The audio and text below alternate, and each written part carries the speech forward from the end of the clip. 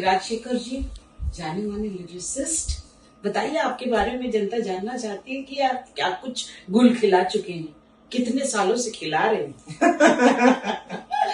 Thank you ma'am. एक तो आप मुझे राजशेखर बोल लें।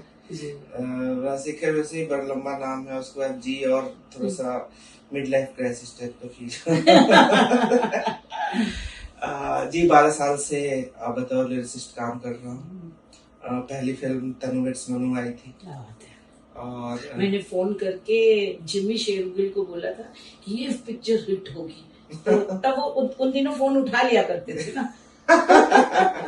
कंटिन्यू। तो तनु वेड्स मनु आई, उसके बाद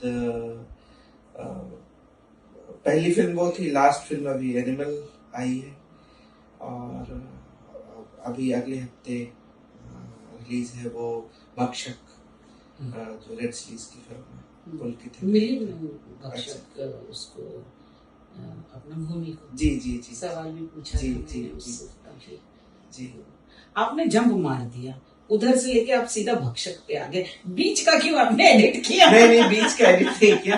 बीच का दरअसल मैम आफ्टर तनु वेड्स मनु 3.5 साल तक मेरे पास कुछ काम ही नहीं था। ऐसा होता ही है, उसमें क्या है? तो उन दिनों में मैं टेलीविजन लिखता था, टेलीविजन के डायलॉग्स लिखता था। उसके बाद फिर तनु वेड्स मनु रिटर्न्स आई,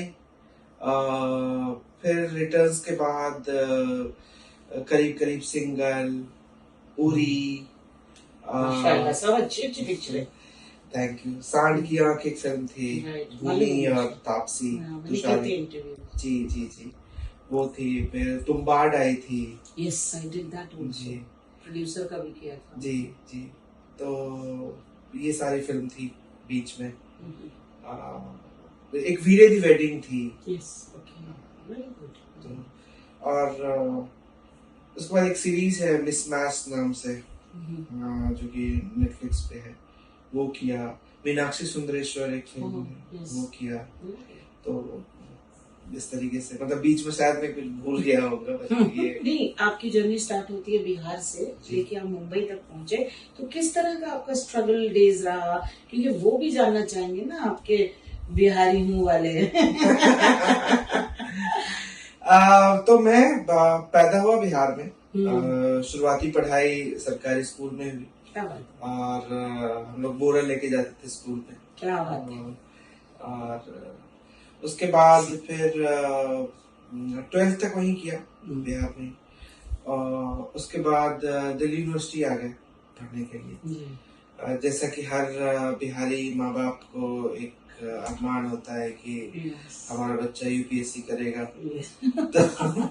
तो मैंने गवर्नमेंट जॉब करेगा। गवर्नमेंट जॉब से भी ज्यादा मुझे लग रहा है कि यूपीएससी का जो एक वो है ना, वो बहुत ज्यादा था फैमिली में, क्योंकि फैमिली में कुछ लोग मतलब थे ब्यूरोक्रेसी में। तो इस तरीके से, तो मतलब मेरे भैया एक बुआ के बेटे, वो ऑलरेडी यूपीएससी उनका क्लियर हो चुका था, तो बहुत वो था कि अच्छा ठीक है, यूनिवर्सिटी जा रहा है, follow the footsteps. Yes. But मैंने बगावत कर दिया। मैं अभी बोलने वाली थी, तेरी पैती में आप बगावत करके आए थे। हाँ, मैंने बगावत कर दिया। तो हालांकि मतलब मेरे बगावत को कुचलने की बहुत कोशिश नहीं की गई फैमिली इस मामले में। मतलब आई वाज सरप्राइज्ड कि मेरे माँ पिताजी एकदम किसान है, फिर भी उन्होंने कभी ये नहीं कहा कि अरे नहीं करना है। उन्होंने कहा ठीक है। कहते हैं ना, child is the father of man, वही तो हारते हैं माँ बाप। बिल्कुल नहीं, उन्होंने ये कहा कि अगर जो कर रहे हो अपने सोच समझ के करो। और हम लोग तो यही गांव में रहते हैं, तुम तो दिल्ली यूनिवर्सिटी में पढ़े हो, फिर तुमने ग्रेजुएशन किया और एमए किया, तो तुम्हारी एक समझदारी है। बट कभी कुछ गलत मत करना। और हम लोग हैं यहाँ पे, मतलब खेत है तुम्हारा, गांव परिवार है, सब कुछ। तो कभी कुछ ये मत सोचना कि अरे नहीं हो रहा है, और कुछ बेकार की चीजें दिमाग में लाना, वो मत लाना। और हम लोग हैं इधर। फिर उसके बाद बॉम्बे आ गए। बॉम्बे आए तो क्यों आए थे कुछ पता नहीं था। बॉम्बे में कुछ दोस्त रहते थे, वो ज्यादातर दोस्त आज के दिन में काफी नामचीन लोग हैं। कौन तो जैसे हिमांशु शर्मा है, Yes, राइटर, right. तनुर्स मनु के राइटर, और हम्म, रांझना और बाकी फिल्में। उसके बाद अब तो प्रोड्यूसर भी हो गए। हम्म, अली अब्बास जफर, जिन्होंने सुल्तान बनाई, और एक था टाइगर, ये फिल्में अभी उनकी बड़ी बेचौती में आ रही है। हम्म, और सुनील पांडे हैं एक हमारे दोस्त, वो फिर जीशान अयूब, देवेंदु शर्मा, अनंत शर्मा, कई सब कई सारे समझे हुए लोग हैं। ज्यादा नहीं होगा कि सब एक थैली के चट्टे बट्टे एक साथ हो गए। एक ही माइंडसेट है। मैं देख रही हूँ आनंद जी और वो जितने भी आपने नाम लिए हैं ना, I mean they gel so well. जी। Is it because of that you got a very good chance, you know, because of the gelling and having the same kind of an that intuition that you have been following, क्योंकि उसी तरह की उनकी bent of mind है, इसलिए आप जल्दी वैसी ही फिल्में भी में आप वो हो गए। तो मैम मैंने पहले बिल्कुल नहीं सोचा था कि मैं लिरिसिस्ट बनूंगा। हाँ कोई प्लान नहीं था जी। तो मैं आनंद जी को असिस्ट कर रहा था, और मैं इतना खराब असिस्टेंट डायरेक्टर था कि उन्होंने कहा कि बेटा कुछ और भी सोच तू। ये मजाक कर, उन्होंने ऐसा नहीं किया, पर मैं बहुत एंजॉय नहीं कर पा रहा था असिस्टेंट डायरेक्टर के काम को। और तो उन्होंने ही कहा कि यार तुम इतनी अच्छी कविताएं लिखते हो, तुम गाने क्यों नहीं ट्राई करते हो। तो मैंने सर सोचा ही नहीं कभी कि गाना भी लिखना है ऐसे, बट ऐसे घर की महफिलों में या खाने के लिए दोस्त मिले तो ऐसे कुछ अपनी लिखी कविताएं कॉलेज में भी लिखता था, और काफी मतलब अवार्डेड लिरिसिस्ट था मैं उस वक्त। लिरिसिस्ट बोल रहा हूँ, मतलब पोएट था, मतलब सारे ऑल इंडिया कॉम्पिटिशन्स में मैं पार्टिसिपेट करता था, तो मुझे लगभग हर जगह अवार्ड प्राइज मिलता था अपनी पोएट्री के लिए। हाँ, तो उन्होंने कहा कि तुम ऐसे जो सुना रहे हो, तुम उसको कोशिश करो कि तुम गाने में मीटर में वगैरह बैठाना पड़ता है। उन्होंने कहा कि अब तनुर्स मनु, फिर उन्होंने वो बनाने की सोच रहे थे, तो मैं उस पर असिस्टेंट था। तो मैंने उस पे कास्टिंग डायरेक्टर्स इतने नहीं हुआ करते थे, जो कोई असिस्टेंट था तो प्रोडक्शन में से और फोन मार के यार इसको उस अब तो बकायदा हो गए। जी। तो उन्होंने कहा कि अब तुम अगर लिखोगे कोशिश करो कि डमी लिरिसिस्ट, मतलब तुम लिखो, और अगर हमें ठीक लगा तो कोई एक गाना तुम्हारा हम रख लेंगे, तुम डमी लिरिसिस्ट की तरह काम करो इसमें। मैंने कहा ठीक है। तो डमी लिरिसिस्ट वो होता है जो मेन लिरिसिस्ट के आने से पहले तो मैंने कहा ठीक है। फिर मैंने जो पहला गाना लिखा उनको, एक ही दिन में मैंने उनको 2 गाना सुनाया था, रंगरेज मेरे और मन्नू भैया काकरी है। अरे वाह, दोनों ही हिट गाने हैं। इस तरीके से एक गाना करके फिर पूरी फिल्म ही हो गई। फिर उसके बाद मतलब हम लिरिसिस्ट बन गए, तो इसलिए मैं अपने आप को एक्सीडेंटल लिरिसिस्ट बोलता हूँ। मैं कभी प्लान नहीं करके आया था कि मैं लिरिसिस्ट बनूंगा। ये रंगरेज आप, I mean turning nostalgia and going back in that times, you know, how did you conceptualize Rangrez and वो दूसरा टाइटल, थोड़ा सा बताइए हमारे दर्शकों को, ये बहुत ही दिलचस्प होगा उनको जानने के लिए। मन्नू भैया का जो सिचुएशन था उसमें ये था कि तनु की फैमिली, जो कंगना करी, उनकी फैमिली और मन्नू की फैमिली जो आर माधवन, एक मोटा मोटी बात हो गई है, दोनों फैमिली को लड़का और लड़की पसंद है, और उन्होंने कहा कि भाई अब हम लोग अपना यहाँ चल के, अपना वैष्णो देवी चल के हम लोग सगाई कर लेते हैं। तो ट्रेन में जा रहे हैं। अब ट्रेन में हमें वक्त काटना है, एक पहली बात, क्योंकि वो लड़की जो है वो तो सो रही थी जब उसको मन्नू ने पसंद किया। अब वहां पे गाना होना चाहिए, क्योंकि थोड़ा सा वक्त गुजरे तो आगे वो बॉम्ब ब्लास्ट जो होना है, जो लड़की करेगी अभी, वो कहती है कि भाई हमको नहीं, शादी नहीं करनी है तुमसे, तुम एक सोती हुई लड़की को पसंद कर लिया, कैसे आदमी हो यार। तो उस वहां तक पहुंचने के लिए हमें थोड़ा सा एक बिल्डअप करना था, और ऑडियंस के लिए उम्मीद किया कितना अच्छा लग रहा है, परफेक्ट पिक्चर परफेक्ट वाली जो बात होती है ना, यार दोनों बहुत अच्छे लग रहे हैं साथ में, फैमिली सब कुछ, एक उस तरह का माहौल। तो कहा ठीक है, अब उसमें दिक्कत क्या है कि लड़की सो रही है, अगर वो गाना गाएगी तो वो तो कहेगी कि मैं तो तुमसे प्यार नहीं करती या मुझसे तुम शादी नहीं करनी। लड़का है हमारा शर्मीला, वो तो बहुत सोच के कुछ बोलता है, वो गाना कैसे गाएगा। तो जहन में क्या आ रहा था जो तो मुझे लगा गाना यहाँ पे होना चाहिए, शब्द को कैसे, मोतियों को शब्द कैसे पिरोया आपने? तो हमें लगा गाना होना चाहिए, तो गाना गाएगा कौन, गाना तो होना चाहिए यहाँ पे, क्योंकि लंबी ट्रेन जर्नी है, उसमें गाना हो, एक उम्मीद बंधे, उसके बाद लड़की बोले कि मैं यार मना कर तू शादी को, मेरा एक बॉयफ्रेंड है। तो अब ये कौन करे, मामियां है, फूफियां है, मौसी है, बुआ, सब सारे लोग जो है, इन सब लोगों को व्हाट इफ कि अगर इन सब लोगों से हम गाना गवाते हैं कि यार एक जो सुंदर एक पिक्चर है एक फैमिली का, जिसमें कि आशीष भी है, दुआएं हैं, सब कुछ है, उसके जैसा एक गाना। तो हमने हिमांशु को कहा, हिमांशु राइटर था, राइटर दोस्त होने का एक फायदा हमने उठाया। हमने कहा कि एक जो तुमने लिखा उसमें एक लाइन जोड़ दोगे क्या?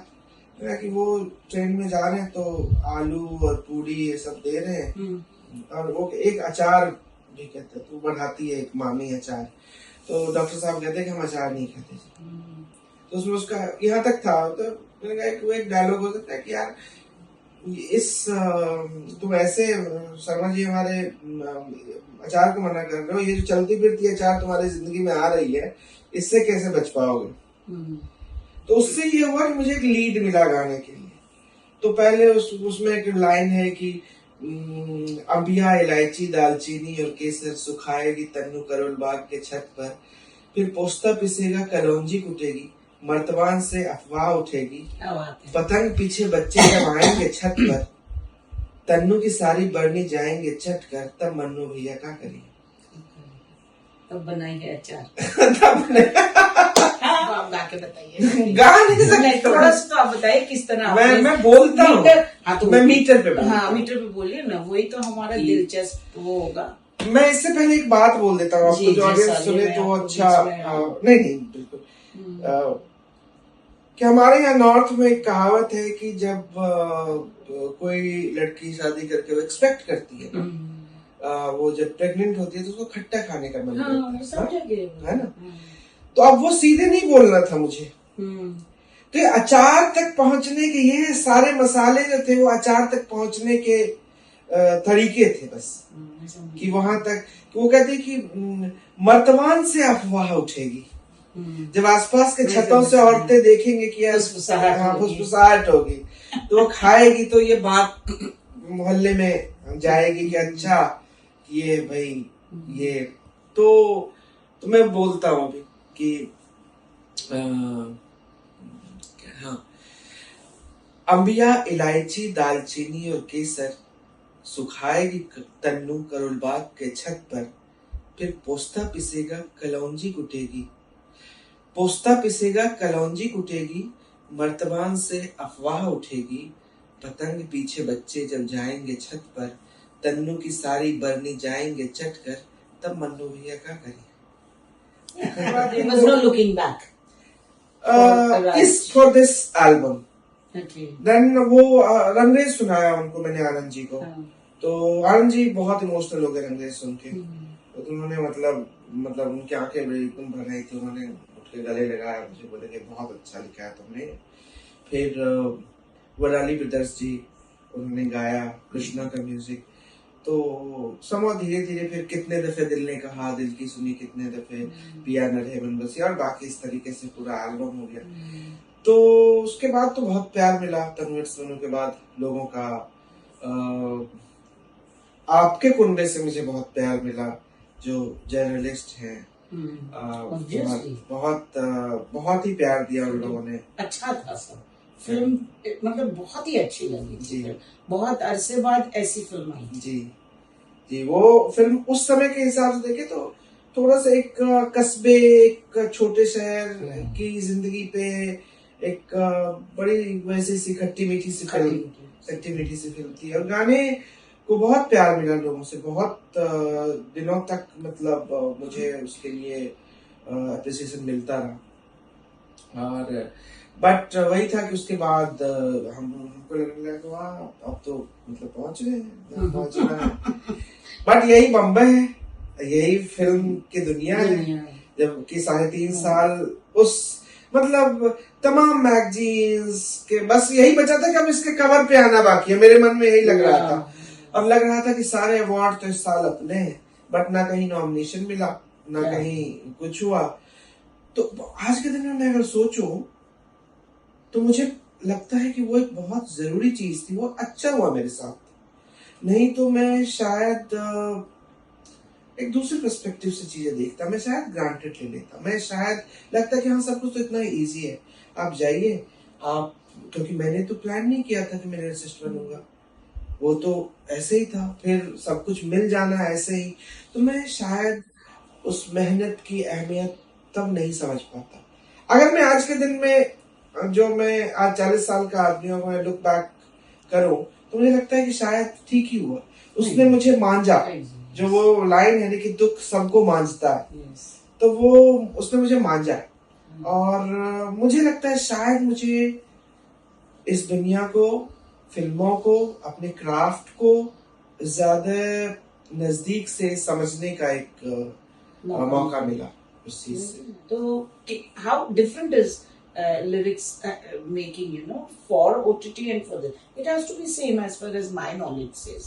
जी मैम, बिल्कुल इलैबोरेट। नहीं बिल्कुल सही कहा। बहुत दरअसल कई बार आपको पता नहीं होता है कि OTT पे हो या फिल्म पे है, बट लिखते हुए तो मैं नहीं सोच पाता कि ये OTT पे, ऐसी बहुत सारी चीजें मीटर सोचना होता है, सिचुएशन सोचना होता है, कैरेक्टर सोचना होता है, आपके पिछले कामों के बारे में सोचना होता है कि आप कुछ रिपीट ना कर दें, तो उसके बीच में शायद मैं नहीं सोच पाता कि ये फिल्म पे है या OTT पे है, इस तरीके से मेरे साथ नहीं होता। और प्रोसेस में, राइटिंग प्रोसेस में, क्रिएटिव प्रोसेस में शायद कहीं पे कुछ तब्दीली नहीं, मैं नहीं पाता हूँ उसमें।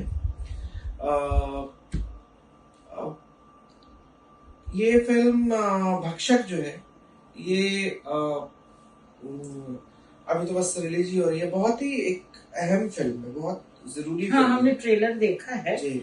वो अपने गर्ल्स के बारे में है जो होम्स में रहती हैं, किस तरह उनको यातनाएं सहनी पड़ती है, और ये जर्नलिस्टों के सवाल भी मैंने उनसे पूछा, कभी ट्रेलर देखा है उसमें, फिल्म पे उसमें लिखा भी हुआ ना कि बेस्ड ऑन ट्रू स्टोरीज। तो आपको किस तरह की लिरिक्स बनाई आपने?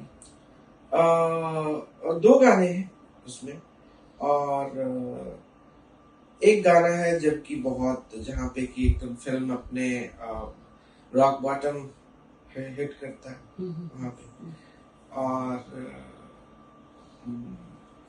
और जब हर तरफ बहुत ही दुख है, जब किरदार जो है वो कहीं न कहीं उनका जो दिल है वो बहुत इमोशनल है, पिघल रहा है चीजें। और ये फिल्म देखते हुए ना, मैं पूरी फिल्म, ये इतनी इंटेंस फिल्म है, इतना ज्यादा मतलब, और आपको बहुत कुछ सोचने को ना मजबूर करती है ये फिल्म। आप नहीं, तो इसके लिए आपको किस तरह का, वो तो शादी का माहौल था और इसमें एकदम इमोशनल है, दुख भरा माहौल है, तो किस तरह आपका माइंड वर्क कर रहा था? लिरिक्स कैसे बनाए? मेरे ख्याल आप बोल भी सकते हैं क्योंकि 9 को तो रिलीज हो गई। पुलकित जो है डायरेक्टर, हाँ, वो काफी मतलब क्लियर थे अपने क्या चाहिए उनको, येट वेरी कोलैबोरेटिव आल्सो। तो उन्होंने कहा कि उन्होंने मुझे स्क्रिप्ट पूरी पढ़ाई, और अनुराग सैकिया जो कि म्यूजिक डायरेक्टर है, हम दोनों साथ में स्क्रिप्ट पढ़ी, फिर हमने कुछ लिखा जिसपे कि सोच कर उन्होंने शूट किया, फिर उस जब शूट करके लाए तो हमें बुलाया, एडिट दिखाया उन्होंने, और एडिट पे मतलब हम मतलब रोना आ रहा था फिल्म को देख के कि इतना हार्ड हिटिंग है वो। तो उन्होंने कहा कि ये है आपकी फिल्म, आप देखिए आपको क्या करना है, और इस तरीके से वो मतलब, क्योंकि विजुअल्स थे हमारे पास बहुत सारे। How does your mind as a lyricist works, you know, when you're doing such intense films, and then what kind of thought process do you go through? I mean, आप के पदचिन्हों पे कई सारे लिरिसिस्ट आना चाहेंगे, क्या बोलना चाहेंगे उनको? और मेरे को आप उनकी लिरिक्स भी इसकी थोड़ी सी बताओ। मैं जैसे बताऊं कि एनिमल पहले ये करते हैं, मैं एनिमल पे आ रही हूँ। इसका लिरिक्स मुझे मैम याद है नहीं अभी। अच्छा। क्योंकि बहुत ही लंबा गाना है। अच्छा। इसके प्रोसेस के बारे में अगर मैं बात करूं तो